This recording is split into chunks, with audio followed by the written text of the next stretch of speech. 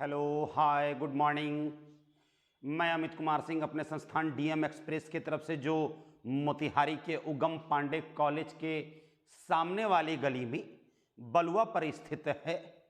आज इतिहास में सिंधु घाटी सभ्यता का एक नया टॉपिक लेकर के आ रहा हूं। जैसा कि पिछले नवरात्र के पहले हम लोग वीडियो डाल रहे थे और मैं अपना वीडियो डाल रहा था, तो आज मैं पुनः हिस्ट्री का नया सेगमेंट लेके आया हूं जो सिंधु घाटी सभ्यता से संबंधित है। जी हाँ, सिंधु घाटी सभ्यता जिसकी बात करेंगे कि पूर्व में यह मान्यता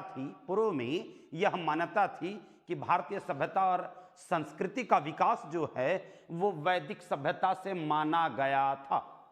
परंतु जैसे ही वर्ष 1826 ईस्वी में पहली बार चार्ल्स मैसन के द्वारा जैसे ही सिंधु नदी के आसपास के क्षेत्रों में खुदाई की गई, तो यह पता चला कि भारत में वैदिक सभ्यता से पूर्व भी एक उससे भी पहले की सभ्यता का पता चलता है जो सिंधु नदी के आसपास के क्षेत्रों में फैली हुई थी। आगे चल करके अगर कहा जाए तो वर्ष 1856 में कराची शहर में रेल पटरी बिछाने के क्रम में कुछ अवशेष प्राप्त हुए सभ्यता के, जिसे ब्रंटन बंधुओं के द्वारा अपने आला अधिकारियों को दिखाया गया, जिसके पश्चात अलेक्जेंडर कनिंघम महोदय के द्वारा जांच की गई, तो एक नवीन मत का पता चला कि सिंधु नदी के आसपास के क्षेत्रों में एक सभ्यता विद्यमान थी जो वैदिक सभ्यता से पूर्व भी दिखाई प्रतीत होती है। वैश्विक स्तर पर बात की जाए तो वर्ष 1869 ईस्वी में पहली बार नेचर पत्रिका, जी हां, ब्रिटेन की पत्रिका है, ब्रिटिश पत्रिका है नेचर पत्रिका, इसी पत्रिका में सिंधु घाटी सभ्यता के बारे में जानकारी मिली थी। इसी नेचर पत्रिका में 4 नवंबर 1869 ईस्वी को 1869 में सिंधु घाटी सभ्यता के बारे में बताया गया। इसके पश्चात कहा जाए तो वर्ष 1921 ईस्वी में, जी हां, वर्ष 1921 ईस्वी में दयाराम साहनी और माधो स्वरूप वत्स के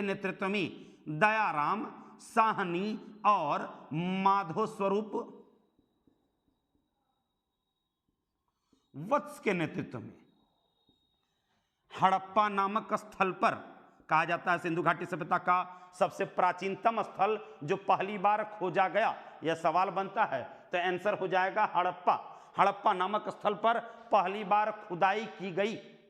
तो यह पता चला कि भारतीय सभ्यता और संस्कृति का विकास वैदिक सभ्यता से न होकर के उससे भी पूर्व की सभ्यता है।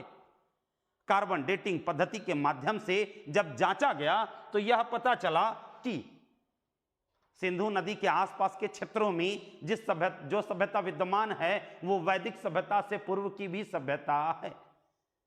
इसलिए चूंकि सिंधु नदी के आसपास के क्षेत्रों में इस सभ्यता का विस्तारीकरण था, इस कारण से इसे सिंधु घाटी सभ्यता कहकर पुकारा गया। और कार्बन डेटिंग पद्धति के माध्यम से बोले तो C14 की खोज 1949 ईस्वी में शिकागो विश्वविद्यालय के प्रोफेसर पॉल बिलार्ड लिब्बी के द्वारा की गई, और इसी खोज के लिए लिब्बी को वर्ष 1960 ईस्वी में नोबेल पुरस्कार से सम्मानित किया गया। तो सीधी सी बात जानेंगे कि कार्बन डेटिंग पद्धति के माध्यम से सिंधु घाटी सभ्यता का विस्तारीकरण जो है 2350 से लेकर के 1750 ईसा पूर्व माना गया। वहीं इतिहासकारों के एक बड़े वर्ग के द्वारा इस सभ्यता का विस्तारीकरण जो है 2500 ईसा पूर्व से लेकर के 1750 ईसा पूर्व दर्शाया गया। जहां कार्बन डेटिंग पद्धति 2350 से लेकर के 1750 ईसा पूर्व दर्शाती है, वहीं इतिहासकारों के एक बड़े वर्ग के द्वारा ओवरऑल 2500 ईसा पूर्व से लेकर के 1750 ईसा पूर्व माना गया। एक ऐसी सभ्यता जिसकी अपनी लिपि थी, जी हां, लिपि भाव चित्रात्मक, जिसको पिक्टोग्राफी कहा जाता है। इस लिपि के अपनी नाम भी थी। तो एक ऐसी सभ्यता जिसकी अपनी लिपि थी, लेकिन आज तक उस लिपि को पढ़ा नहीं गया है, इसलिए इसे आद्य ऐतिहासिक सभ्यता कहकर पुकारा जाता है। एक ऐसा काल जिसका लिखित साक्ष्य तो मौजूद है, लेकिन सही से पढ़ा नहीं गया है। इस कारण से इस सभ्यता को आद्य ऐतिहासिक सभ्यता के नाम से भी जाना जाता है। मतलब कि सिंधु घाटी सभ्यता को आद्य ऐतिहासिक सभ्यता कहकर भी पुकारा जाता है। तत्पश्चात चूंकि हड़प्पा नामक स्थल पर पहली बार वर्ष 1921 ईस्वी में दयाराम साहनी के नेतृत्व में खुदाई की गई, इसलिए इस सभ्यता को हड़प्पा सभ्यता कहकर पुकारा गया।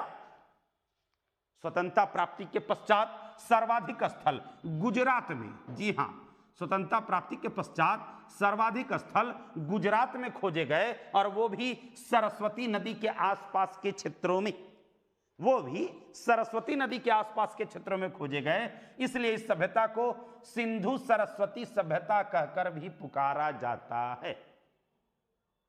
सीधे से शब्दों में यह जानेंगे कि कुल 2800 नगरों की खोज हुई, कुल 2800 नगरों की खोज हुई। वर्तमान समय में लगभग 2800 नगर मिले हैं। इतने अधिक नगर मिलने के कारण इस सभ्यता को नगरीय सभ्यता कहकर पुकारा जाता है। महिलाओं के प्रसाधन की चीज सर्वाधिक मात्रा में मिलने के कारण कहा जाता है लिपस्टिक की डांट चनहुदड़ों से मिली है, काजल की डिब्बी कालीबंगा से मिली है, कंघी कालीबंगा से मिला है, पैर रंगने का सामान कालीबंगा से मिला है, और ऐसा प्रतीत होता है कि नारी की मृण मूर्ति सर्वाधिक मात्रा में मोहनजोदड़ो से पाई गई है, जिससे यह प्रतीत होता है कि सिंधुवासी महिलाएं मजबूत अवस्था में थी और उनकी स्थिति अच्छी थी। इसलिए इस सभ्यता को मातृसत्तात्मक सभ्यता कहकर भी पुकारा जाता है। पहली बार सिंधु वासियों के द्वारा ही तांबा और टीन को मिला करके, तांबा और टीन को मिला करके कांसे का प्रयोग किया जाता था। इस कारण से इस सभ्यता को कांस्य युगीन सभ्यता कहकर पुकारा जाता है। इसके पश्चात अगर कहा जाए तो पहली बार कपास का उत्पादन सिंधु वासियों के द्वारा ही, विश्व में पहली बार कपास का उत्पादन सिंधु वासियों के द्वारा ही किया गया था। इस कारण से कहा जाता है कि यूनानवासी कपास को सिंडन कहकर पुकारा करते थे। इसलिए इस सभ्यता को सिंडन सभ्यता या सिंडन प्रदेश कहकर भी पुकारा जाता है। चूंकि सिंधु घाटी सभ्यता में, इस सभ्यता में 4 प्रजाति के लोग रहते थे। कौन कौन? तो प्रोटो ऑस्ट्रेलायड, प्रोटो ऑस्ट्रेलायड, मंगोलायड, अल्पायन और सर्वाधिक भूमध्य सागरीय प्रजाति के लोग रहते थे। इस कारण से चूंकि इनकी जनसंख्या अधिक थी, इस कारण इस सभ्यता को भूमध्य सागरीय सभ्यता कहकर पुकारा जाता है। और भूमध्य सागरीय सभ्यता की जनसंख्या सर्वाधिक दक्षिण भारत में होने के कारण इस सभ्यता को द्रविड़ सभ्यता कहकर भी पुकारा जाता है। पूरी की पूरी सभ्यता की तो चौहद्दी अगर बात की जाए तो पूर्व में आलमगीरपुर की बात करेंगे, पूर्व में आलमगीरपुर की बात करेंगे, पश्चिम में सूतका गेंडोर की बात करेंगे, सूतका गेंडोर की बात करेंगे, उत्तर में मांडा की बात करेंगे और दक्षिण में दायमाबाद की चर्चा करेंगे। मतलब ये सिंधु घाटी सभ्यता की चौहद्दी थी। पूरब में आलमगीरपुर, पश्चिम में सूतका गेंडोर, उत्तर में मांडा और दक्षिण में दायमाबाद। पूरी की पूरी सभ्यता त्रिभुजाकार रूप में 12,99,600 वर्ग किलोमीटर क्षेत्र पर फैली हुई थी। और धीरे धीरे जैसे ही सभ्यता का विस्तारीकरण होता है तो इस सभ्यता का विस्तारीकरण 15,06,000 वर्ग किलोमीटर क्षेत्र पर हो गया था। यह भी जानेंगे कि सभ्यता की जो लिपि है वो भाव चित्रात्मक है, पिक्टोग्राफी। सभ्यता की अपनी लिपि थी, इन लिपियों को बेस्त्रोफेदन लिपि, बेस्त्रोफेदन लिपि या गोमुत्रिका लिपि या हलावर्त लिपि कहकर पुकारा जाता है। ये जो अपने नाम थे, सिंधु घाटी सभ्यता की जो अपनी लिपि थी उसे बेस्त्रोफेदन लिपि या गोमुत्रिका लिपि या हलावर्त लिपि कहकर पुकारा जाता है। लिपि पहले दाईं से बाईं और पुनः बाईं से दाईं लिखी हुई थी और चित्र के रूप में दर्शाई गई है। इस कारण से इसे पिक्टोग्राफी बोला जाए तो भाव चित्रात्मक कहकर पुकारा जाता है। चित्रों के भाव को देख करके इस सभ्यता के बारे में वास्तविक पता चलता है।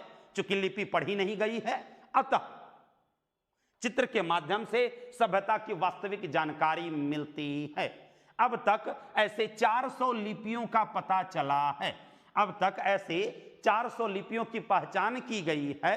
सर्वप्रथम वर्ष 1925 में जॉन वेडले महोदय के द्वारा, सर्वप्रथम वर्ष 1925 में जॉन वेडले महोदय के द्वारा सिंधु घाटी सभ्यता की लिपि को पढ़ने का असफल प्रयास किया गया और 10 वर्ष के पश्चात वर्ष 1934 ईस्वी में हंटर महोदय के द्वारा वैज्ञानिक पद्धति से सिंधु घाटी सभ्यता को पढ़ने का असफल प्रयास किया गया, परंतु सफलता नहीं मिली।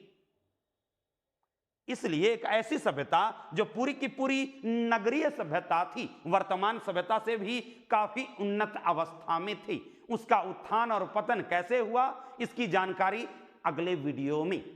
आज के लिए इतना ही। धन्यवाद।